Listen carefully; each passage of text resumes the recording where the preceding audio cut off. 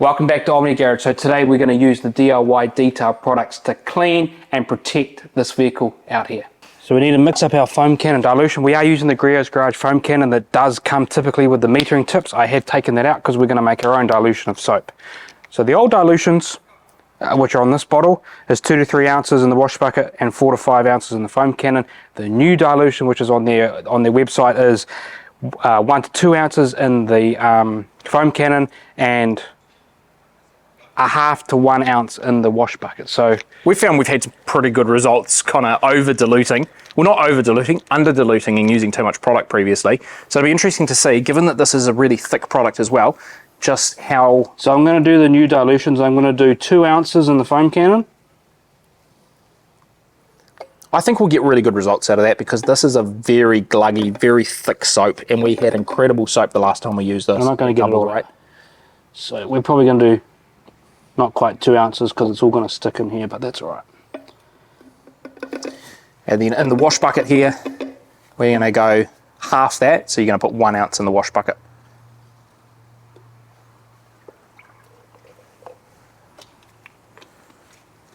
So yes, as Glenn said, this is a really thick soap. It produces really good suds, and also it's got a nice grape scent. Now we're in pretty direct sunlight. It's about midday here today, but we are using deionized water, so we're going to be very, very safe washing in the direct sun. We haven't had to wait for shade today. And I've got a very full foam cannon here because what I'm going to do, I'm going to foam on dry. I'm going to let the soap dwell for a little bit of time. That's going to help emulsify the dirt that's on this vehicle. I understand that this car is relatively clean. It's not about the cleaning. It's not about how well these products are at cleaning. What it is about just showing you the process. So we're going to foam on, let it dwell. We're going to rinse off. I'll refoam the car again, and then we'll get into a contact wash with the buckets.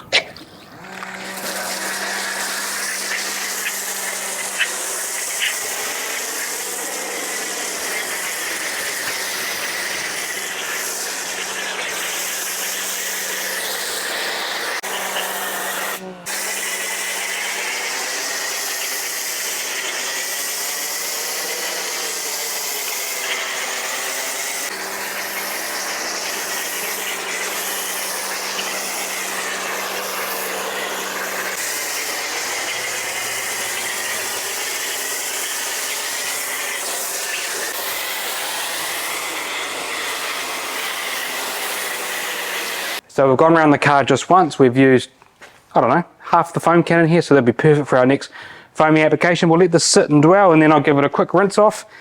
And the whole idea of that is just removing any sort of large bits of loose dirt, anything else that will be easily rinsed off. You kind of want to get soap on there first so that you get, you get some dwell time, you get it to break down the dirt and grime, so that you're not pressure washing this heavy dirt into the surface. It's hopefully going to add a little bit of lubrication that will take that off before we get into our contact wash. And it's about getting the surface as clean as possible before we do come into our contact washing.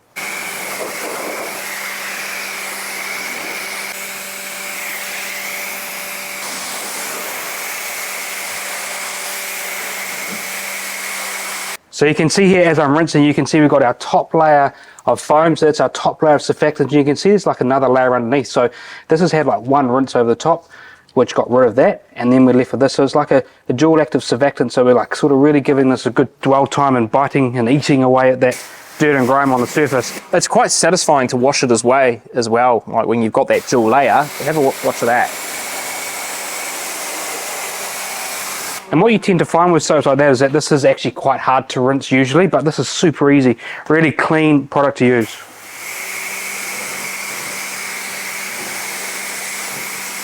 So at this point, after doing our first foam and rinse, most vehicles would have had all the large bits of dirt and the easy stuff to be removed, and so now you're reducing the risk of marring and scratching. So now I'm going to come in and foam for the second time, and this is the foam that we're going to use for our contact wash.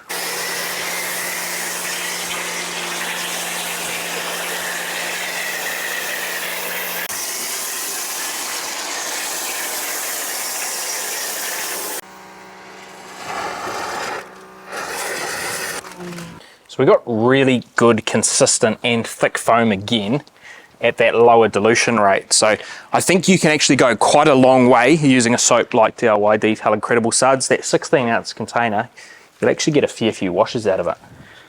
And so when you think about a good quality soap, other than foaming and clinging, what else do you want to see in a good soap?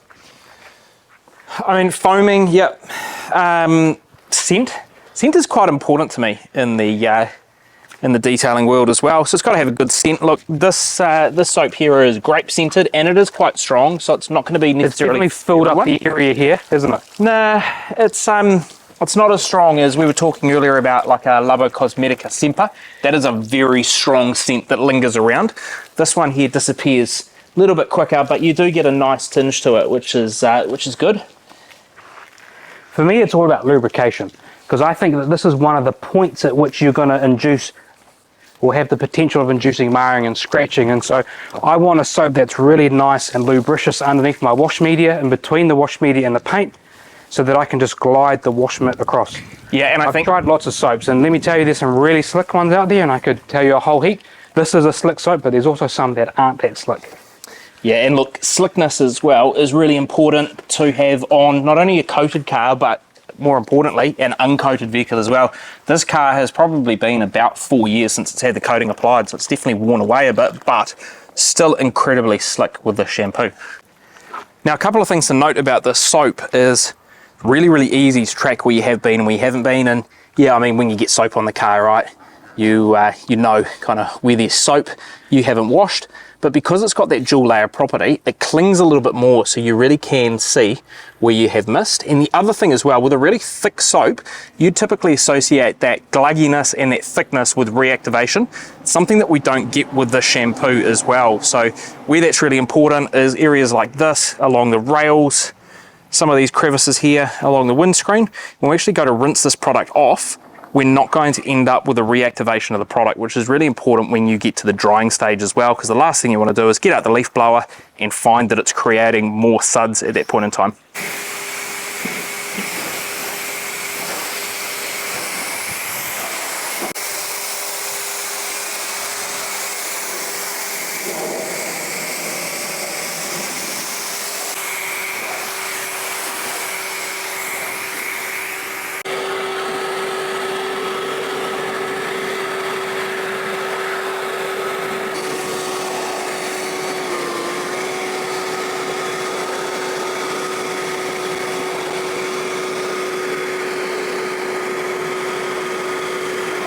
Second favourite bit of any detail is getting to the end stage and doing our final application, whether a polymer or a ceramic based product. And as we've got today is ceramic gloss from DIY. If anyone wondering what the favourite part of the detail is, it's tyre dressing. But you know, you've got to have everything done before you get to the point of applying tyre dressing. So this product here is SiO2 based, and a little goes a long way.